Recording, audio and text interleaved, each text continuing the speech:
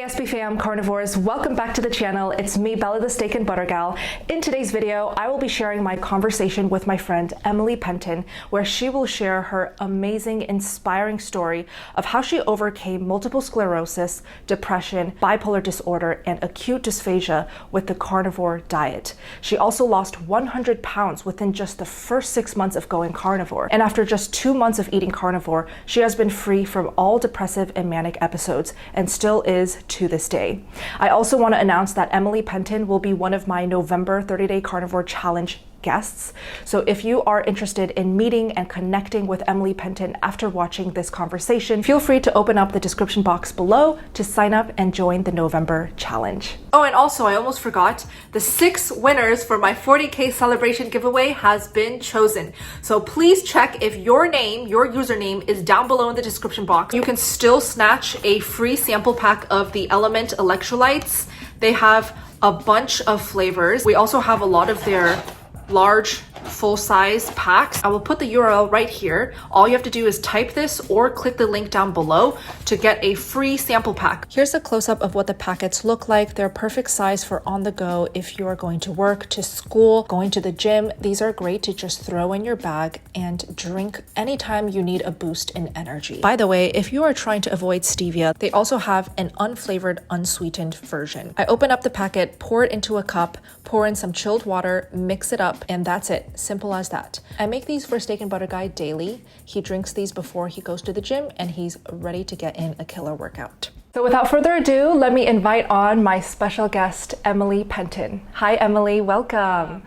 Hello. Good to talk to you. I'm so excited for you to share your story. First question is, and I hope I can ask you this right off the bat, how old are you? I am 42 years old, and I know that's kind of a question you don't want to ask women. As I've anti-aged over the last 2 years, I love that question. Yes, and when she revealed her age in one of the meetings in the challenge, we were all shocked. I would love to know how you came across the carnivore diet. What made you even consider this way of eating? To so many people, this is such an extreme diet. My life before carnivore was so extremely horrible that it didn't even faze me. I mean, it was just like, oh, okay. Like the extremeness of eating only meat and only fat wasn't a big deal because anything was better than what I was experiencing. I had debilitating mental illness. Okay. My specific diagnosis was bipolar disorder. And it would go from manic episodes where I would stay up and I would get really obsessed about a project or whatever. And I would just think all of these extreme thoughts, like, I can take over the world and I can do this and I'm going to make millions and I'm going to, just this really, super ambitious. Yeah, but not stable at all. It wasn't even like a motivated state. It was a manic state. Wow. It was I'm going to spend all the money in my checking account and bounce it so that I can go buy these purses that I can resell. It was not mentally stable. And then I would have these crashes of depression where I would say, I am the worst person in the world. I'm worthless. There is no reason for me to continue living. So it was just this up and this down and this up and this down. And it got to the point where I couldn't work. So I was out of work for 6 months. When my brother told me about the carnivore diet, he had heard about it from Sean Baker. Gotcha. And he had started adapting it. He actually used it to resolve his irritable bowel syndrome. And he was very successful with that for him. And we all talked about him behind closed doors that he was crazy, that he was eating only meat and we were, worried about him. Yeah. And then he sent me the first chapter of Amber O'Hearn's book. It was just an audiobook about my balanced diet or my balanced life. I started carnivore February 24th of 2019 overnight. Wow. So right after me, actually, I started January 1st, 2019. Really? No way. I didn't know. I imagine not only did your work suffer, did your relationships with family, with friends, with loved ones, did that also suffer? Absolutely. I was very fortunate with my job situation, because on days that I was up, that I wasn't depressed. Yeah. I was able to knock it out of the park. Like, I was very good at what I did. And so my employers would always keep me on because they found so much value in me on the good days. I would outproduce other people on the, 3 days a week that I would come, so they would keep me until they just couldn't keep me anymore, until like I didn't complete my paperwork, documentation, like important stuff that you have to do. Yeah. So they would try to keep me in for a while, and then it would always turn out that they would have to fire me. My family, and friends, that always suffered. They genuinely like me, even whenever I was, manic or whenever I was depressed, but I was just so inconsistent, that they just didn't know what to do with me. And then my family, unfortunately, I am still rebuilding many, many broken, relationships with my family, because as you can imagine, they've been through the gamut. They've been through all of it. And just because I am well now, and I have been well and stable for 2 years, there's still damage from that, that I have inflicted on them. And so they forgive me, but they're very cautious. I see. And then with your MS, was that going on at the same time? Yeah, I didn't know when I started eating this way that I had multiple sclerosis. Carnivore revealed that I had multiple sclerosis. It's like it brought it all up to the surface. I was actually hospitalized. I couldn't swallow, and I couldn't even swallow water.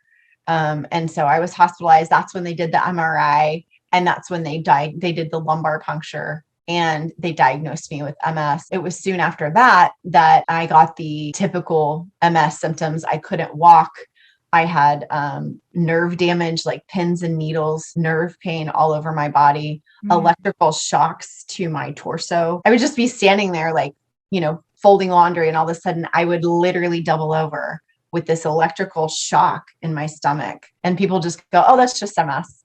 What do you mean? God. Oh, like, this is debilitating. I kept eating meat. I kept eating fat. I haven't had a bipolar episode since April of 2019.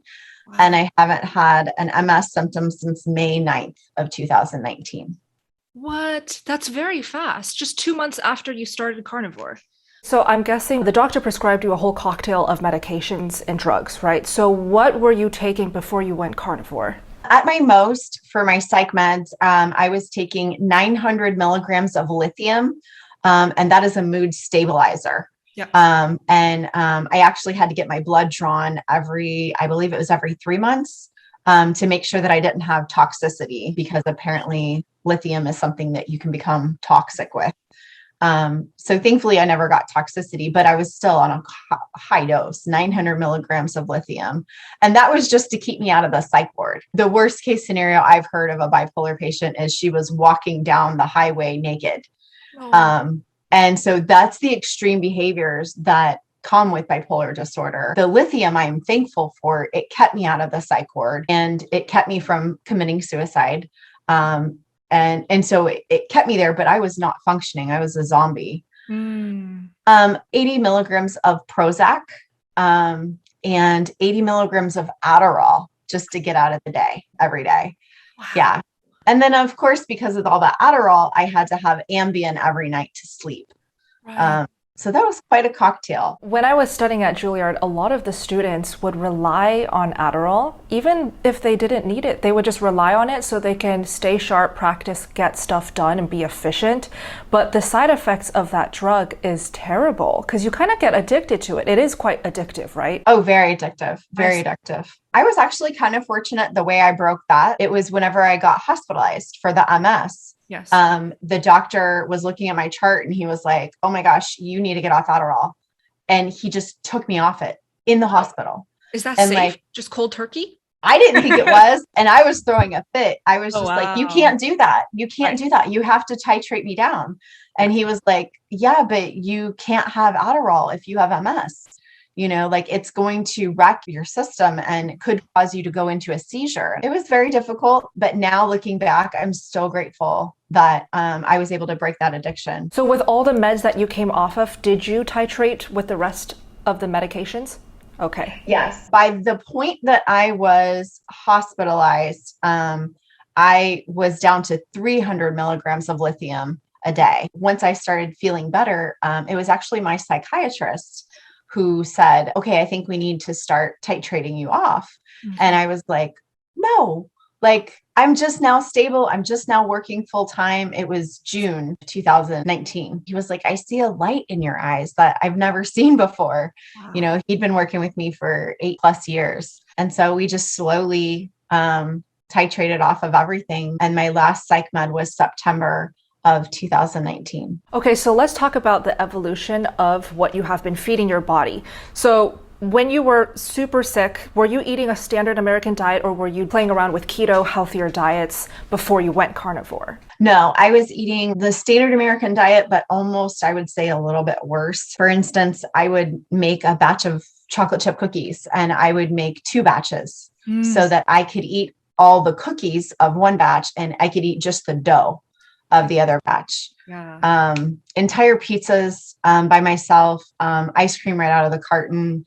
And every meal had to have dessert. It was way off the charts for a standard American diet. As soon as I went to carnivore, I allowed myself any animal meat and animal fat that I wanted. At any time, I did not restrict any eating windows or amounts because I was already being so restrictive with what I was eating that I allowed myself to eat as much as I wanted, whenever I wanted. Amazing. Did you go through sugar withdrawals? Were you having cravings during the beginning phases? Yeah, again, that's another one of the bonuses that I feel fortunate about my situation is because I was already so miserable that it was just a new pile of miserable. Body aches and pains. I was so irritable before when I was just eating that, gluttonous standard American diet, that whenever I switched over and I was transitioning, whenever I started to notice relief in, I would say the end of week 2, it was just like, whoa, like that was huge. I hadn't felt relief in years. I hadn't felt anything good. It was still hard, it was still hard because I was in a household where everyone else in the house continued to eat the pies and the cookies so I was never isolated. I was always right there for me to be able to eat if I wanted to. I just didn't. And during this time when you were making such a huge switch from eating junk, basically, to just whole animal foods, did you see your weight started to change? Did you see your body change? And was that a motivational factor to keep going for you? It actually was not a motivation for me. I enjoyed being a big girl. I felt more like a woman, and that was just my culture. That was my identity, was my big curvy body.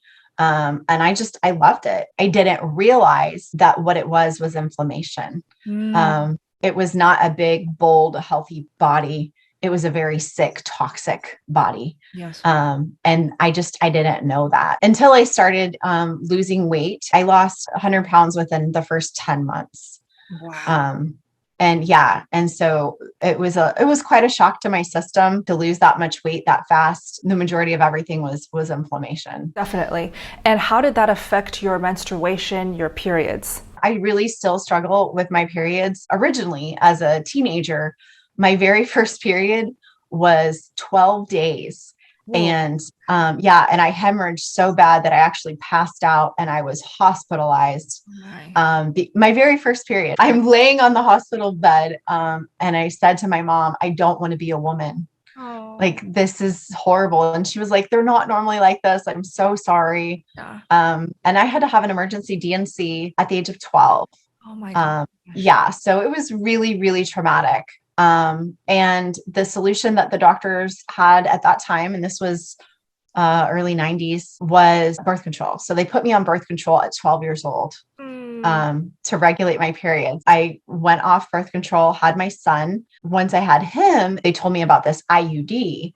And so I got the IUD because I enjoyed not having a period and I didn't think there was anything wrong with it. Until I got into carnivore, I started learning more about, metal toxicity and everything. And I had it removed last year, and I have not had my periods return regularly though. So that is still something that, I definitely want to go, troubleshoot, because I feel that having a regular menstruation is a sign of health. And that's obviously another component that I haven't quite healed on yet. So you went from carnivore, eating all varieties, all animal proteins and fats. When did you start tweaking and playing around, possibly minimizing variety? Well, that was a natural progression because I started just noticing patterns. Whenever I would have shrimp, I would double over in gas pain, and could have been the source because I started out all of this on food stamps. And so I was eating the absolute cheapest meat that you could find in the discount stores.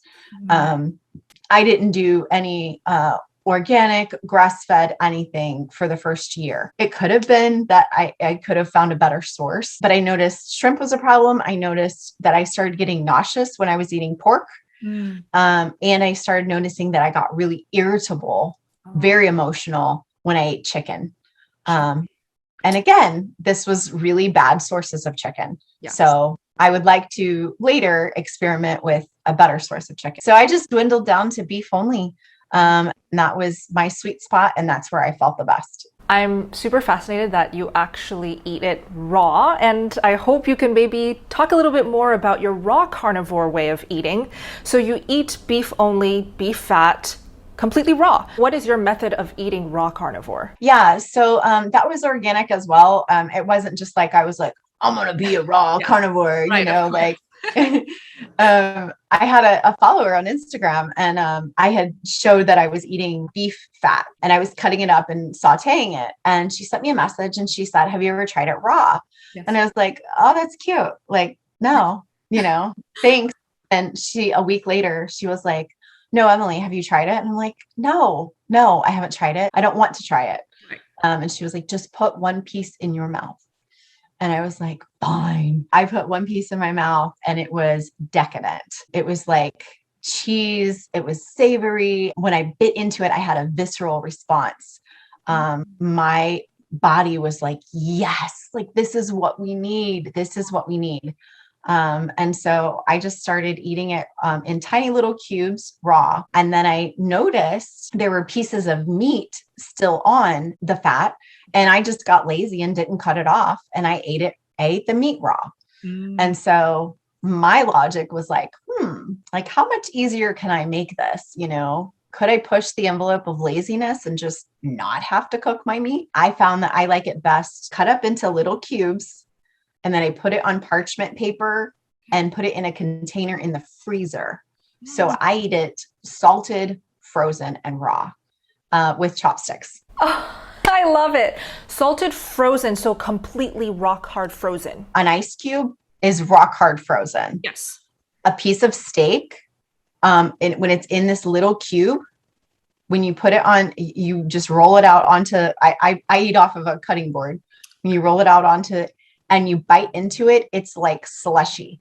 Oh. It's not frozen. It's not like a rock. Okay. It's really, you would think it would be rock hard, but it's not. And the fat is even less rock hard. So now you're raw carnivore. I'm super curious, did it make a big change in your mood, in your mental stability once you went from cooked carnivore to raw carnivore? My mental state has only continued to heal. I am different now than I was 6 months ago. It's just like I keep becoming more capable. My capacity just keeps getting better. I could say, oh, well, I started eating raw and I got better, but I just progressively keep getting better. But I really love it. I love how easy it is. It's so simple. I don't have as many dishes. And now that Raymond's been getting me into fasting, I'm saving even more money. Right. The possibilities are endless with healing. Amazing. I would love to talk about fasting a little bit. So what have you been playing around with when it comes to duration of fast, types of fast with your raw carnivore? Well, Raymond and I have been friends for a long time. He has, talked about it fasting before. And just like you have those friends that they like say something and you're like, oh, that's cute, happy for you. Right. I didn't want a 6-pack ab. So it wasn't important to me until I started learning about autophagy. Being around Raymond, you just eventually start to listen and to hear what he's saying. And you're like, oh, this makes sense. So when I was ready, I knew who to go to. And I contacted Raymond and I was like, all right, bud, like, let's go. I would say my first try was in April. And I noticed with the fast that I was getting headaches, I was irritable, lethargic. I rested for a while. And then back in September of this year, I went back in and he taught me how to feast, and how to do it gradually. So I would have a 48-hour fast and then I would eat OMAD for 3 days. Right. And then I would have a 48-hour fast. And then I would eat OMAD for 3 days or 5 days. So I think that 5 days is where he had me start, until I got down to 48 hours and one OMAD, 48 hours and one OMAD. And so that's what I'm on right now. I'm only on my 7th one right now. So that's 14 days in. It's not white knuckling. I get upset on the days I have to eat. Right. I'm so annoyed. It's so fascinating how Raymond just comes up with these schedules on the spot. Like he has all of these different styles of scheduling in his head. He just gives it to you, you follow it, and it works. Of course, it works if you actually do the feasting, the priming, as he calls it, truly properly. And when you do think about food and you do start eating, do you feel like you rely on food for pleasure anymore, or it's just literally fueling you? No, that's why I get upset on the days that I have to eat. Cause I'm like, I hate being a human, I hate that I have to put nutrients in my body, it's an annoyance, this annoying maintenance that I have to do. I enjoy my fat whenever I do sit down. I enjoy my meat, but I don't even think about it whenever I'm not sitting down eating. That is food freedom right there. A lot of people want this goal, and it's very difficult for them to achieve. So let's say someone is truly struggling with just getting to the goal of being free from food addiction, sugar addiction. How can they have a chance to work with you, talk with you if they're truly inspired? What would you advise them to do? If people want to contact me, they can email me. That's the best. You can contact me on Instagram or Facebook. That's fine. Yep. But I just get a lot of messages there. But the best way to get a hold of me is to email me at innerclaritysystem@gmail.com. I've been coaching people for 2 years now. And what I have found is that it's the people that stay locked in with me, or any community, for 8 weeks. And so I wrote this 8-week system where they basically stay tethered to me, where we email back and forth. And then we have one-on-one Zoom sessions and everything. Those are the people that are knocking it out of the park. And I actually included in my system 2 months of Steak and Butter Gals meetings, because they are out of this world. They're the best meetings because you get the whole gamut. You get the people who are just now starting to eat carnivore. You get the people who've been doing this for months. You get the people who've come from 3 years of keto, and you get the people who are deep in food addiction. I think that's everything, is to have a community of people that you can just be transparent with. It's one thing to go on these, Facebook groups and read other stuff. But to talk to somebody and have somebody see you and hear you directly, it's amazing the things that break open that you can see and navigate, just because you're being heard and you're being seen. So true. Could not have been said better. There's such a difference by typing and reading versus actually physically, verbally talking and listening with your ears. A human's voice talking about the struggles that you are going through, it makes you feel less alone. It makes you feel like you have a whole tribe that's going through the same thing as you. And I have to say, just watching you, witnessing you speak to the members in those meetings, because Emily attends the evening meetings and she shares all of her knowledge and her motivation there. Just watching you talk gives me goosebumps. You just know how to say it the way people need to hear it to actually get the motivation to make change in their lives. So I really, really feel so lucky that you're in those meetings sharing your mind. Thank you so much. And, I come at this not just as a professional, but from the trenches. And so I really think that's what comes across, is that I'm not sitting here going, well, I read that in this study that you might be experiencing blah, blah, blah, blah. No, I was there. Yeah. I was there. It was horrible. Oh my goodness. Like, let's go through this together. And so I'm able to relate on a different level than just professionally, because I crawled out of the pit of mental illness hell. And so I want to go back into the pit and pull out as many people as I can to show them that there's hope.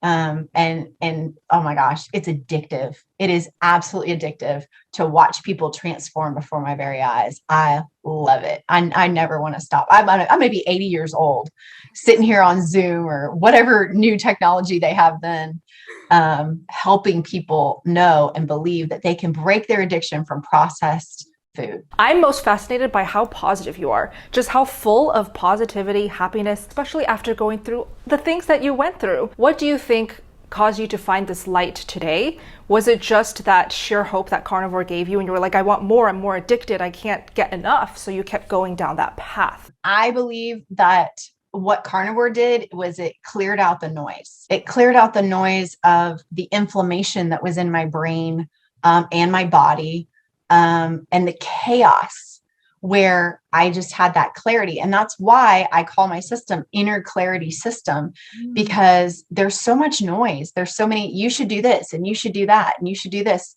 No, you just need to get alone with yourself and clear out the noise and actually listen to your inner being. I can't tell you how many times Raymond and I have been talking, and he says, listen to your body, listen to yourself. And that takes, it's like learning a new language, that takes some time. Once I heard myself and I really knew who I was and my inner being, I wanted to know more. I really like this girl. She says some really great, she feels some really great things. She does some really great things. I want to nurture this. And so then I got super intentional about my inner clarity and my inner peace through meditation, through surrounding myself with people who were on the same page, with setting boundaries and removing toxic people. My clarity and my peace just multiplied. And then now with fasting, it seems like it's even going to another level. So yeah, it's been such a cool journey. And bringing other people along fuels me. That's why I go to your meetings, because I just genuinely love it. With the holidays coming up, a lot of us as carnivores are going to be in some very difficult situations. We're going to have to face some awkward, hard conversations with either judgmental friends, family, right? Disapproving loved ones. What would you tell these people? How would you tell them to move forward, keep going through the holidays? Anybody who is hearing this, right at the beginning of the holidays and think, oh, well, I'll just wait it through. I'll wait through the holidays. I'll start at the new year. No, start crawling now. You don't have to walk now. You don't have to run now. Start crawling now, because then in 2 months, 3 months, you're going to be in a so much better place than if you had just completely been gluttonous and ate just junk and allowed yourself to eat junk for the next couple of months. Yes. And then what I always tell clients, even when they start working with me, is that the most selfless decision you can make is to choose yourself. So many times I have moms, dads come to me and they're like, well, I got to do this for the kids, and it's so-and-so's birthday. And so I had to eat a piece of cake and blah, blah, blah, blah. And well, we had to go to their favorite restaurant and I had to eat this. Right. No. You have to choose your health. You have to choose your mental clarity and your physical health, so that you can be all that you need to be for them. And so going into these holidays, I would encourage you to choose yourself first. Get a plan. Eat a steak before. Don't give in to the peer pressure. Know what you're doing.